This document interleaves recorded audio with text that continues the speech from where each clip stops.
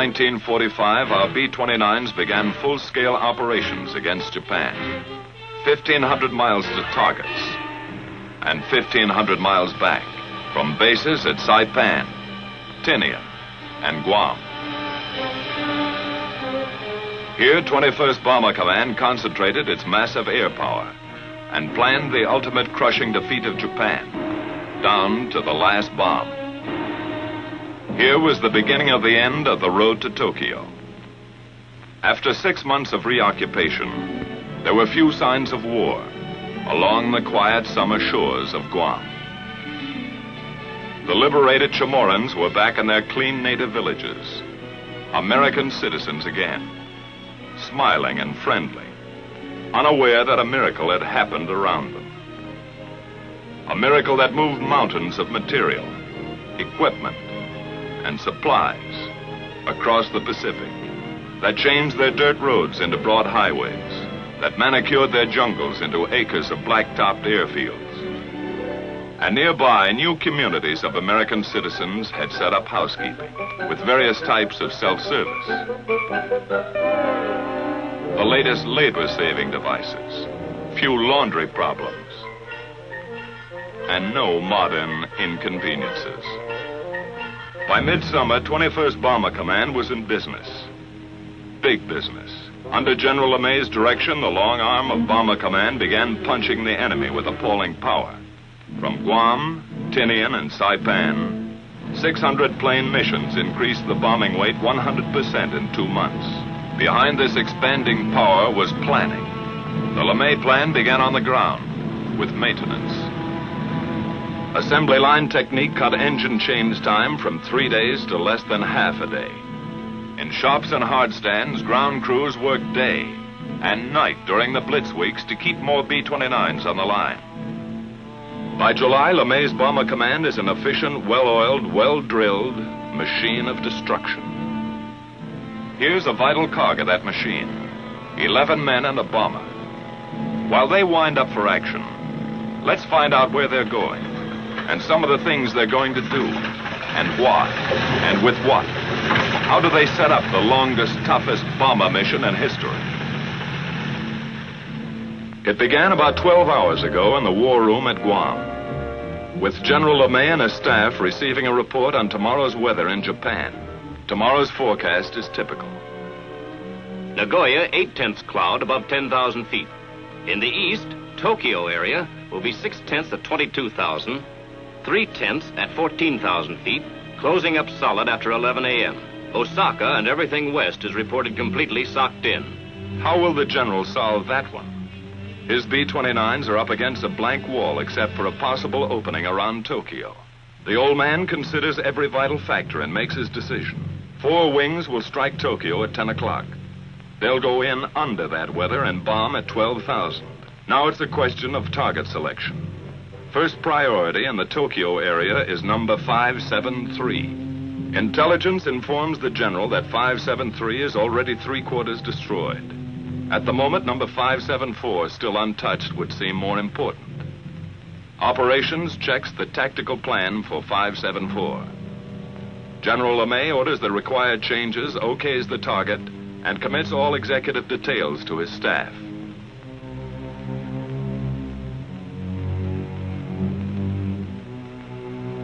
Operations, with his deputy chief of staff and project officer, goes to work setting up the changes. In that plans folder is a mountain of preparation by special sections of intelligence and operations. 1,000 hours of research. Collated facts and figures have been distilled into Tactical Plan 574. Aircraft will assemble as briefed with 3 groups of P-51s for escort. Smoke markers at 1-minute intervals will be dropped by lead planes to expedite departure from assembly point. 1 squadron each wing will carry M47 incendiary clusters. Balance of squadrons, 500 and 1,000-pound GP bombs fused a quarter-second nose and tail. Altitude of attack, 12,000 feet. Planes of 314th Wing will carry capacity fuel loads of approximately 7,300 gallons per plane. Calibrated airspeed of 210 miles per hour will be flown by all aircraft on bombing run. Radar landfall 3450 north and 140 east will be the same for all planes to afford a good land-water contrast checkpoint. The Navy is requested to furnish the following facilities for air-sea rescue purposes. 3 surface vessels to proceed to positions X. 4 submarines assigned to lifeguard duties at positions Y. 2 Dumbos to orbit at station Z. 4 B-29s will orbit as super Dumbos at the following positions. Each section of the plan is double-checked. To supervise certain aspects of planning, Lieutenant Colonel Catton, a former lead crew pilot, was recently brought over to staff as project officer. This officer's extensive combat experience now helps to iron out operational kinks. He will accompany this mission to observe new smoke signals at assembly point. A field order is now dispatched to the wings. Takeoff time is flashed to the controller, who coordinates the vast network of communications gathered here at the heart and nerve center of command. Here in the control room, status panels and a mission board are maintained to show at a glance the countless up-to-the-minute details of all daily operations. Prior to takeoff, each mission is set up on the board to afford a visual progress of the flight, from takeoff to target and return. Colored yarns, one for each wing, are laid out to indicate the flight lines, which pass close to Iwo Jima, the halfway point.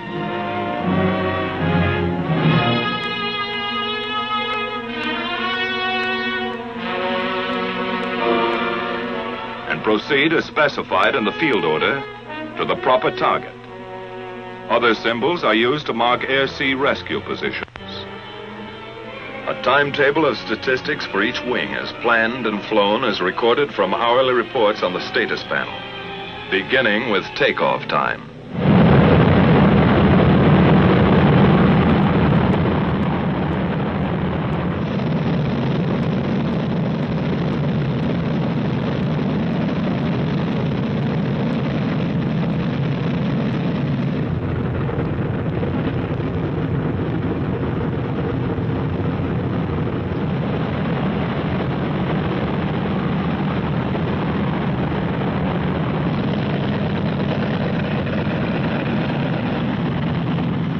Veteran crews, it's just another day's work. One more 1,500-mile haul up and down the ruddy Pacific. 15 hours, 7,000 gallons, 4 engines, 11 guys. Knock wood. A water jump across 20 degrees of the globe. A continent of ocean. Destination, Tokyo. It's like taking off in Mexico for targets in Canada. The 314th is airborne. 145 planes, 1 minute apart, 67 tons each.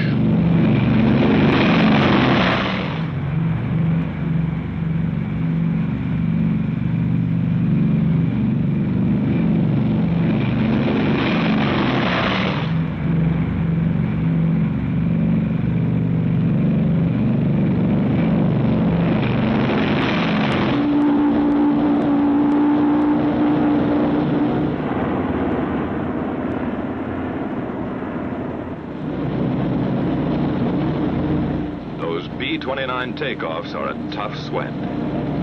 That first long moment is the worst. Some swear it takes luck, like a wife's stocking, to beat it. At Tinian, 100 miles north, 2 more B-29 wings prepare for takeoff. 134 aircraft from the 58th wing. 100 more from the 313th wing. At Saipan, a few minutes later, the veteran 73rd wing lines up for takeoff. 153 more bombers are added to the mission striking force.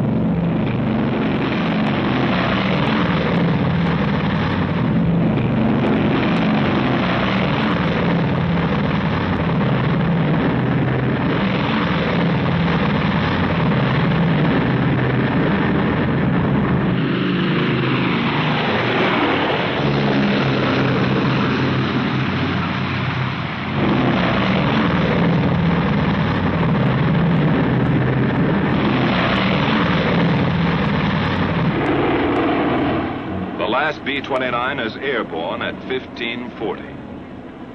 The tower at Saipan relays this information to the controller back at Guam. First and last takeoff times of each wing are recorded here and go to make up the first of a series of tabulated mission reports.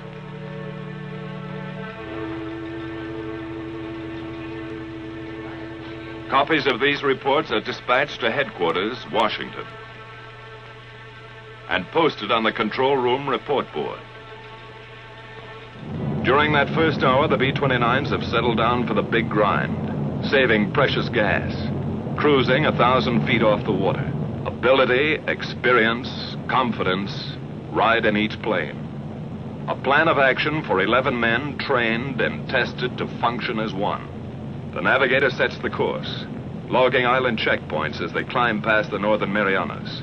Pagan, Assumption, Morgue, the Pohores. After about 4 hours of flight, the bombers pass close to Iwo Jima. The hot rock, a black, gritty pork chop halfway to Honshu. 8 square miles bought and paid for by our Marines. We made some quick changes, cutting away that sulfurous volcanic crust and rolling Iwo's surface into one enormous flat top. 3 big airstrips now launch our P-51s for bomber escort over Japan. General Moore and his staff of 7th Fighter Command run the show and direct all air-sea rescue operations in close collaboration with Bomber Command. A last-minute briefing check, just to make sure today's fighter escort knows all air-sea rescue positions. Out on the line, General Moore's P-51s are warming up for the longest fighter flight on record.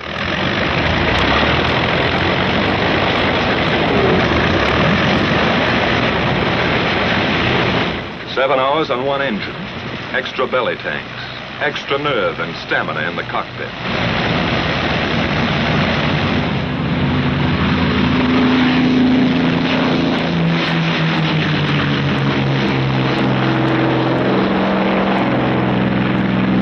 About the time our bomber wings are passing Iwo Jima, the pea shooters are taking off, scheduled to join them 3.5 hours later off the shores of Japan.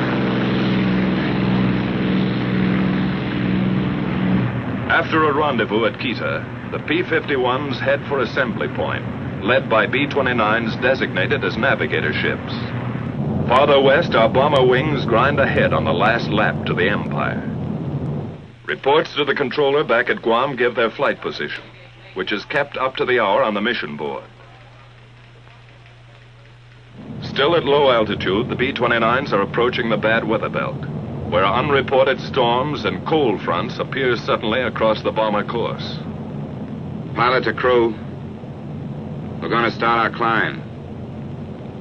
Check oxygen equipment. Tell Buck he'd better get out to his doghouse. As they begin their slow climb to altitude, the crews prepare for the vital business ahead. And from now on till they come off target and head home, it's all business.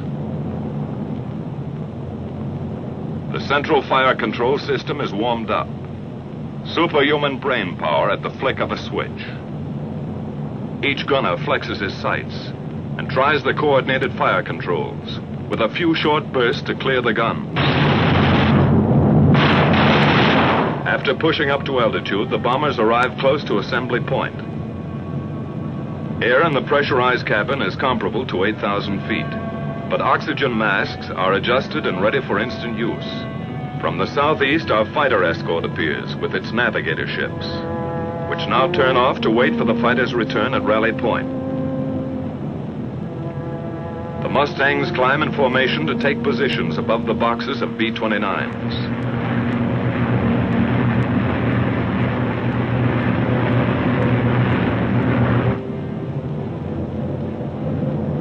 Lead bombers begin to circle, dropping the new smoke markers for assembly. The project officer observes this part of the tactical plan in action.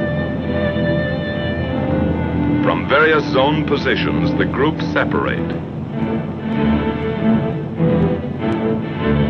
and form on their lead ships in 9 or 11 plane waves. which head for initial point. The big parade is on.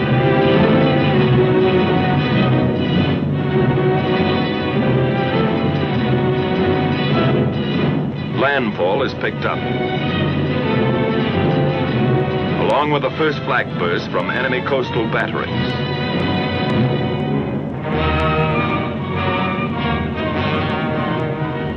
Fujiyama, the familiar white beacon, marks the turn for initial point. Flak becomes heavier and more accurate.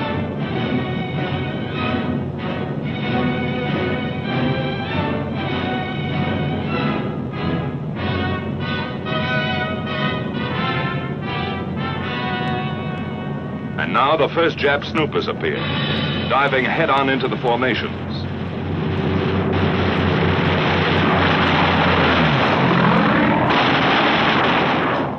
Some are suicide fighters trying to ram our bombers. Other Jap fighters drop phosphorus bombs, set to explode in front of the oncoming B-29s.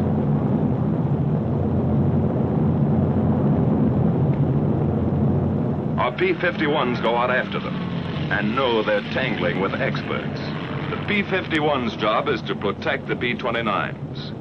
But some of those Jap fighters filter through and meet the blast of bomber guns.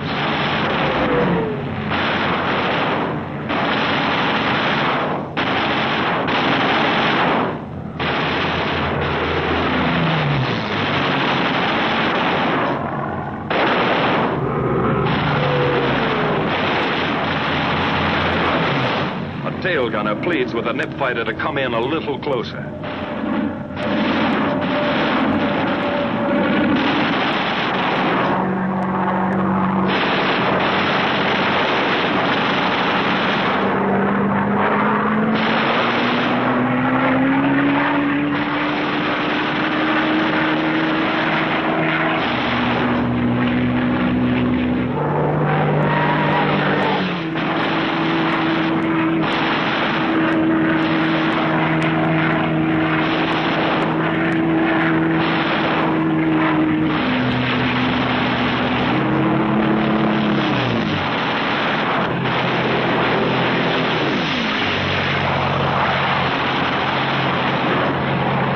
The turn at initial point, the tight bomber waves move steadily on and get ready for business.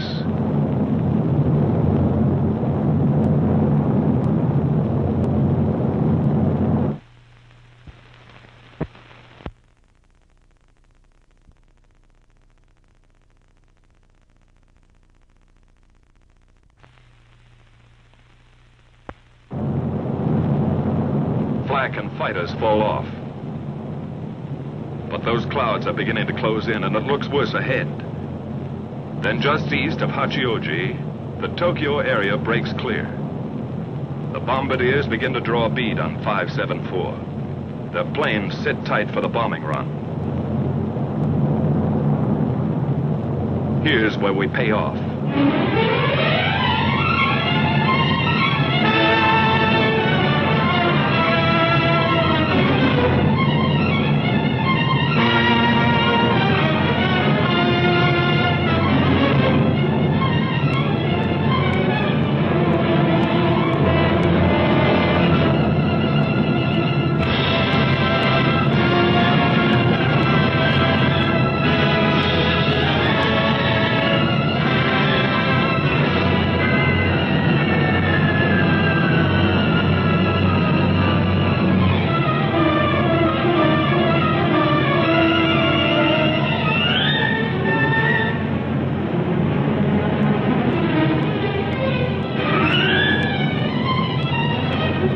Jap aircraft plants and an aerodrome 12,000 feet below are about to receive 4,000 tons of destruction.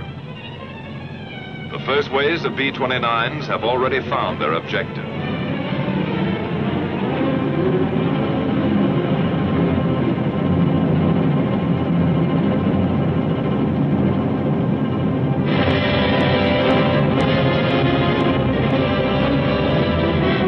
Succeeding bomber groups add their devastation to the smoking targets.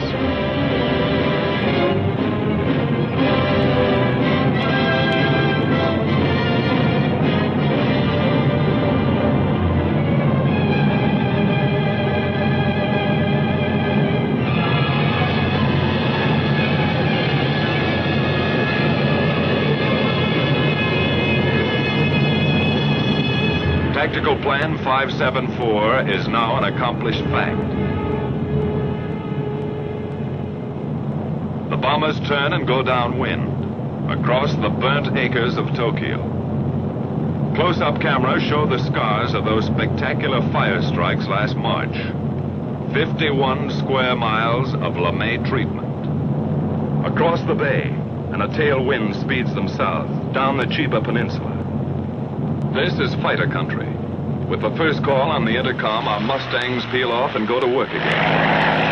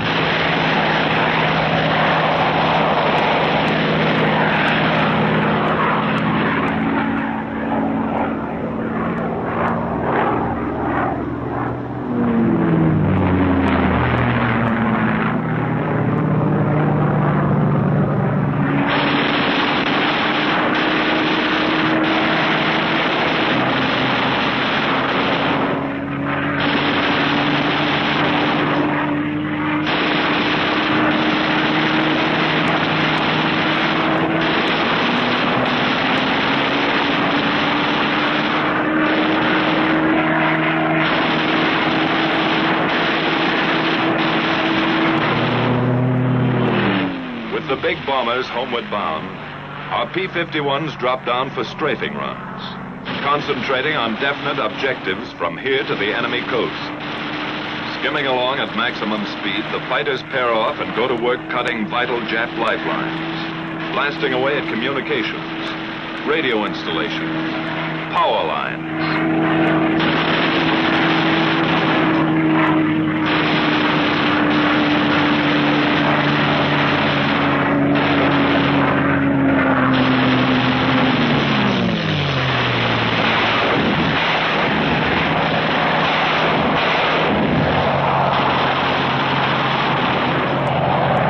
Swooping down on enemy transportation, railroads, marshalling yards, small suburban factories.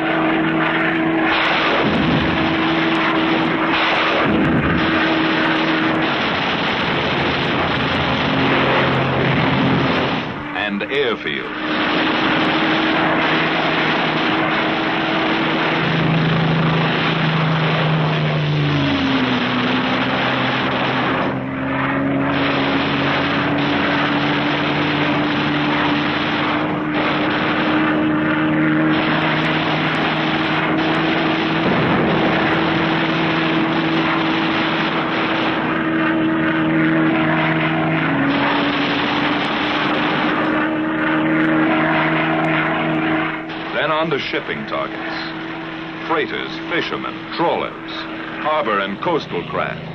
Destroyer or lugger, it's the same enemy.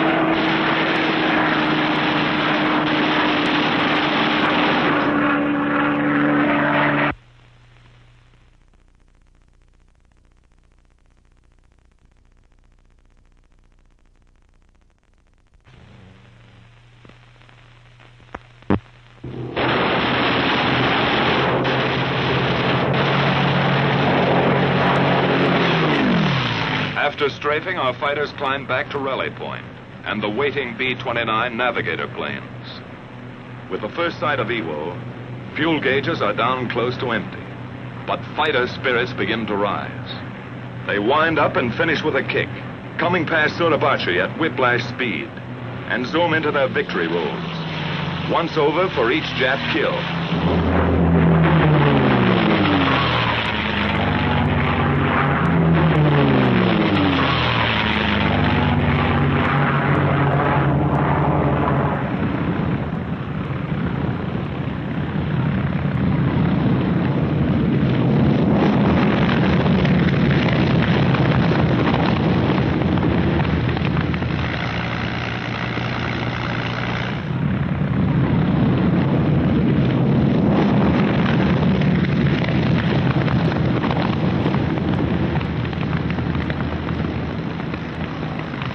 After the last fighter groups are in, all hands sweat in those first limping B-29s. That runway is a beautiful sight as they let down with engines out, low in gas, or beat up by flak and fighters.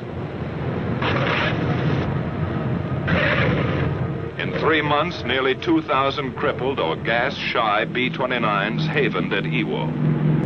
You can understand why those 4 fanboys blessed those Marines and even named their planes after them. The lucky ones are fueled and depart for home bases in an hour. But Iwo still has its hazards.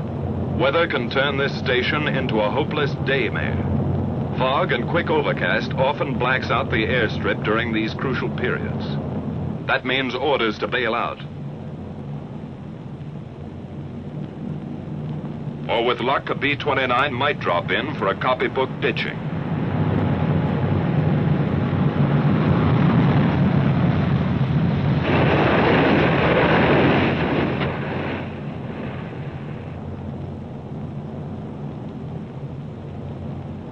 From here you can see how the cloud cover up there smothers the runway and realize what one pilot went through.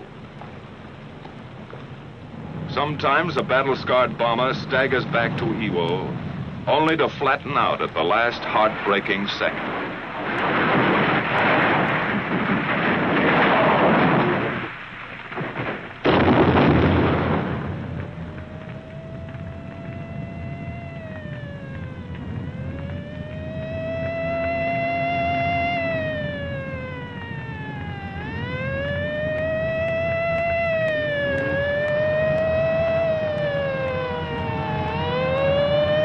By some miracle, the whole crew got away from their stations to safety before 2,000 gallons of flaming gas enveloped them.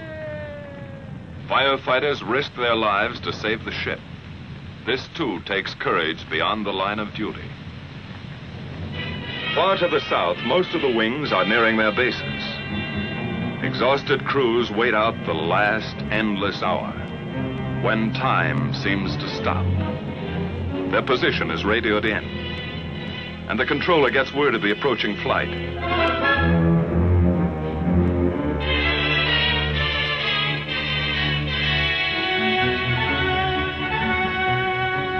last, the familiar Marianas appear on the horizon.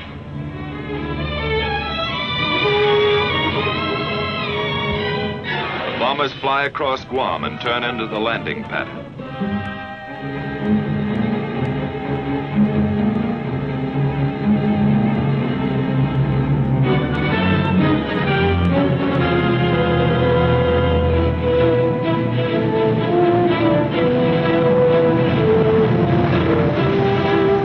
15 hours ago, they left the other end of that runway. It's a pleasure to be back. A pleasure to roll on solid, familiar blacktop.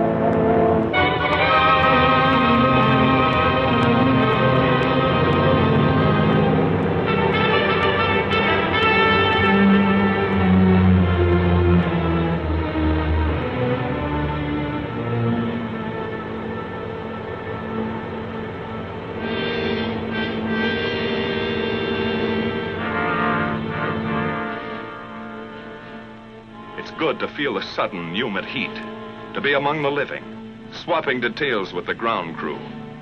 Flak, fighters, the close call, the one that got away. But some of those B-29 crews won't be able to talk it over today. 11 men and a bomber that didn't quite make it.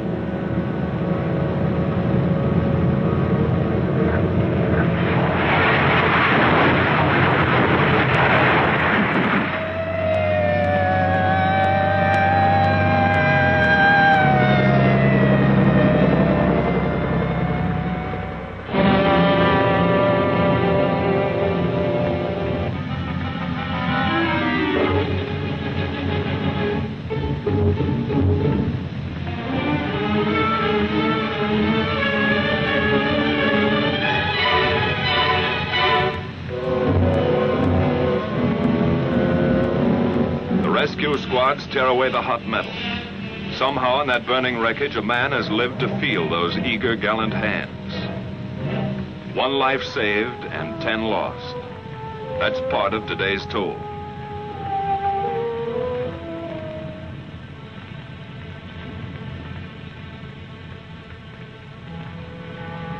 And there were many other days and nights that took their toll of young American lives in the service of our relentless, expanding air power.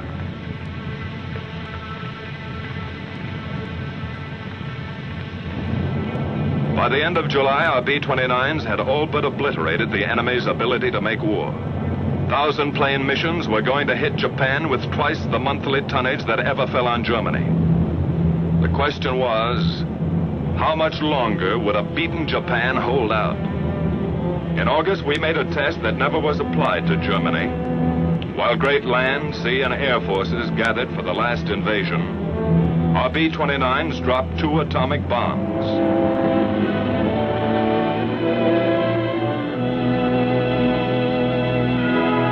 Which hastened the surrender of Japan and saved untold thousands of American lives.